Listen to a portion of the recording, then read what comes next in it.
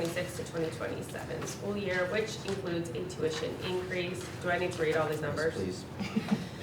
5 days full, $8,740. 3 days full, $5,300. 2 days full, $3,500. 5 days half, $4,400. 3 days half, $3,200.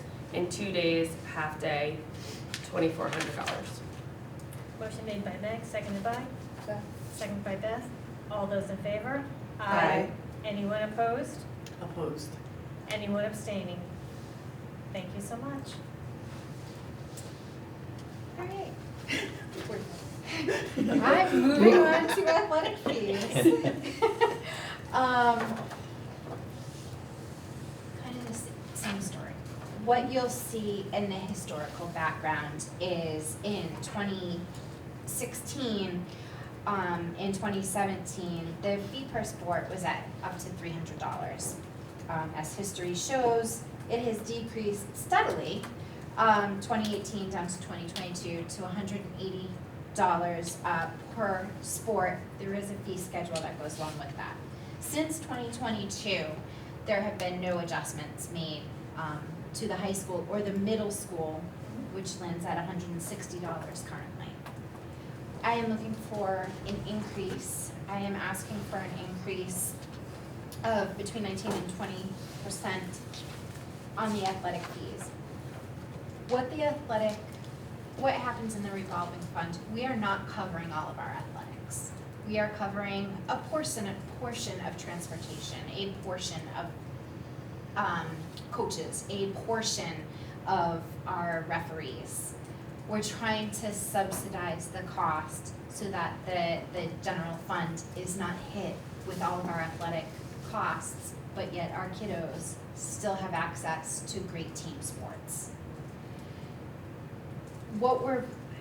The numbers that we're proposing, going from $180 up to $215 per sport, there are caps, everything is laid out in there, and at the middle school from $160 to $175. We're not trying to put a strain on families, but we're trying to be sure that we can keep the programs in Douglas that we already have for our students. Yes, we're showing you this tonight after taking a look at the budget, and we know what we have coming ahead of us. We want to protect these programs. When you do the math, I know there's going to be an argument against. I'm making an argument for. This is going to increase what we receive by about $10,000. Well, what good does $10,000 do? It is multiple trips, transportation trips, everything is increasing in cost. It will continue to help subsidize the cost. Athletics are not a self-sustaining program. This increase will not bring it to be a self-sustaining program. That's not the goal. We're trying to subsidize some of the costs, and there has not been an increase since 2022. And we would like to see an increase this year. Is this middle school? This is middle school and high school fees? Yes, Correct. it's both. So middle school fees, we're just asking to go, they have a kind of a simpler layout, go from $160 currently to $175. And up at the high school from $180 to $215. There is a family cap schedule that follows behind it. Is it supposed to be, sorry, the middle school fee, I'm looking at it, is proposed to go from $160 to $195. Oh gosh, I should put my glasses on, I'm so sorry. I just Yes. want to make sure people are hearing it correctly. Yes. So, I'm sorry, it decreased from what's been, yes, thank you.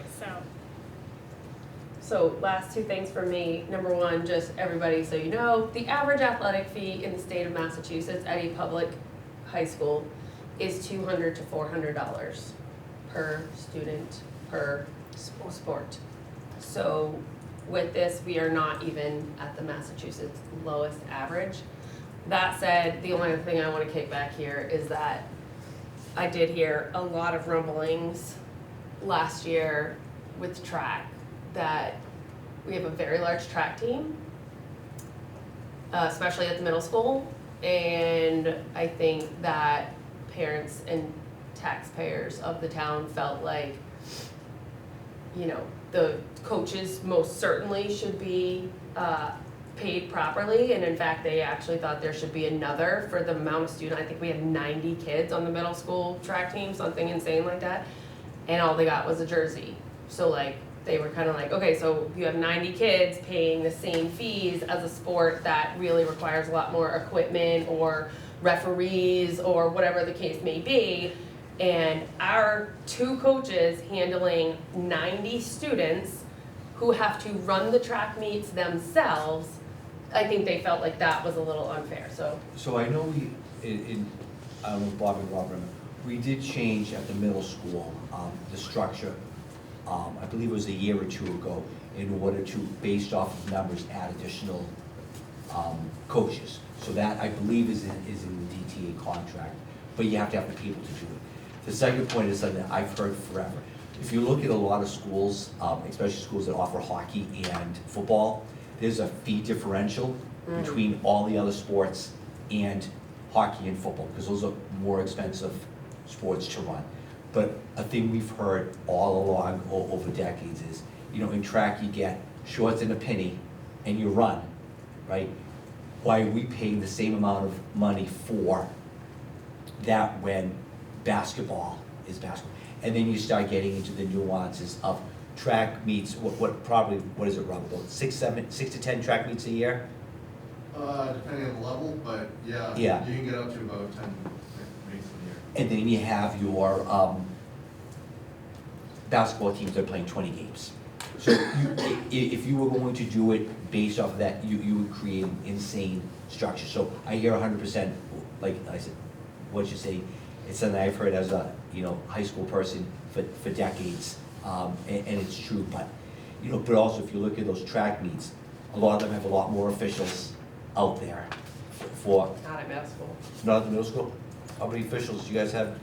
Because you have starters and long jump and triple jump. We have starters, we have volunteers, we have the coaches out there. Okay, It was parent volunteers last year.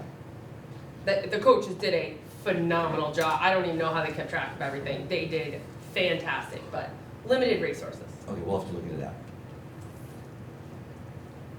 Okay, that was my only tangent. Okay, thank you. That's good to know. I have a random question. Let me just make a note about that. Sorry.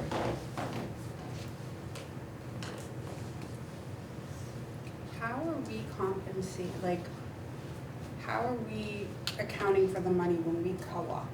So like, we co-op for football, and we pay the user fee to that school. But do we have to pay for our kids to be able to go to that school to play the sport, correct? User fees are set by the co-op school. Yeah. And students are responsible for those user fees. Right, but do we have to pay anything to be able to go to that school and use their equipment? There's usually some level of financial agreement between the schools. Does it depend on how many kids go? Depends on the Depends on program. the program. Where is that in It's built into, Athletic fees. built into the, like, but I know that when I've done co-ops, again, depending, sometimes you've had kids do gymnastics in a school, you're setting one kid, and the agreement is user fees plus $500. For something like football, if you're setting 30 kids over for football, you're gonna be sending a greater amount of money. A lot of schools co-op for hockey. A sheet of ice is about $500 for a sheet of ice. Hockey right? is the Yeah, most expensive sport I've ever seen in my life. So if you're looking at hockey, the agreement for the district, depending on how many kids you're sending, is set at different rates. But usually schools, and you see co-ops for different reasons. Sometimes you see because you need 2 schools who need to co-op with each other in order to field a team. Mhm. And sometimes that agreement looks different than if you have a school that already has an existing team. But we might have 2 kids who want to play hockey, and the school's like, you know what, we don't want to deny 2 kids in the neighboring community the ability to play, therefore, we're gonna let you call. And that agreement might look a little bit different. Gotcha, but that's handled as part of the athletic Correct. director's budget and what they do, and, okay. She's God help it. Conversation. Quick question, are we in danger of losing any of our programs, our athletic programs? Meaning what? Well, earlier, Ms. Landry had mentioned that we may lose programs. I said we wanted to keep all of the programs that we currently have. Sure, And without trying to subsidize, what subsidizing does is eliminates the pressure and the pain point in our general fund, Mhm. which is where this money would have to come from. And currently, we're looking at our general fund and looking at about $2.8 million in it that we're trying to. Yes, okay, okay. I just wasn't sure if there was anything being threatened, as far as like, we're not gonna be able to do that, okay. All the increase in fees is, there's basically three pockets of money. There's the general fund, there's school choice, there's circuit breaker, and there's the revolving. As fees go up, as the cost of running sports go up, if we don't raise the user fees, we need to take the money out of the operating to fund the athletics. And that $10,000 is gonna come from a teacher, is gonna come from supplies, is gonna come from materials, is gonna come from electricity, is gonna come out of school choice. So all we're looking to do is defray the cost of that hit on the general fund and increase user fees. And we remember, Courtney said, I think 16 times last year, that we were gonna have to have this conversation this year in order to lessen the pressure on the operating budget. And again, it's $10,000. A bus run, I believe, is what, $400? Minimum 450. Minimum $450. So each of our bus runs, minimum of $450 for it. So this here probably subsidizes 20 of our bus runs, or a season